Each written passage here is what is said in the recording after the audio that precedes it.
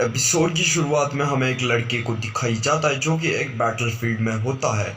And वो अपने आजू बाजू देखते हुए एक लड़की के बारे में सोचता है। एंड देन उसके सामने उसे बहुत सारी फोर्स दिखाई जाती है।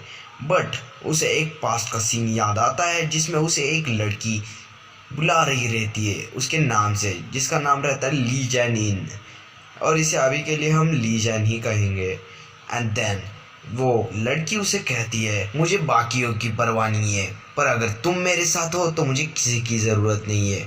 और ये सोचते हुए जो हमारा ली जैनिन है वो आगे की ओर देखता है।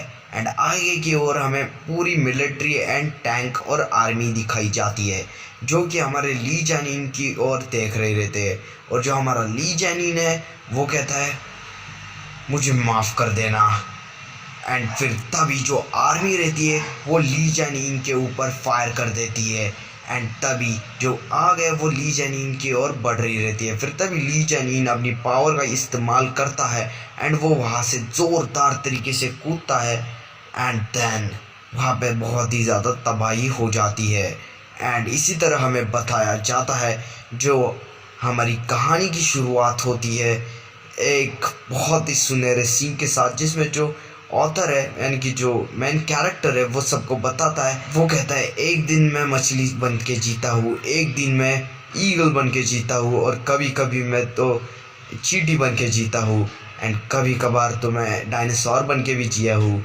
एंड इसी तरह वो कहता है, मेरे जीवन की शुरुआत बहुत ही कठिनाइयों से गई है, क्योंकि जब भी मैं इस दुनिया में आता हूँ वो भी वापस से रिबॉर्न करके फिर कभी ना कभी मैं इंसान के हाथों मर ही जाता हूँ। इंसान हमेशा अपने स्वार्थ के लिए मुझे मारते हैं। एंड हमें एक सीन दिखाई जाता है जो कि हंटर्स का रहता है।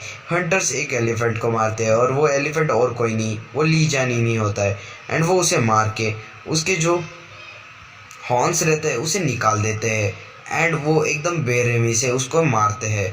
बट जो हमारा ली जैनिन है वो अपने मन कहता है, मैं मरने के बाद वापस से ज़िंदा होता हूँ एंड मैं इससे बहुत ही ज़्यादा थक गया हूँ।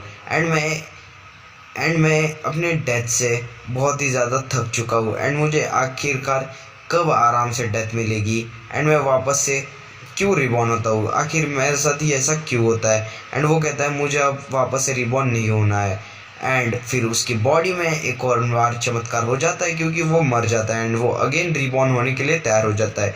एंड इस बार वो कहता है, मुझे एक मैमल का शरीर दिख रहा है।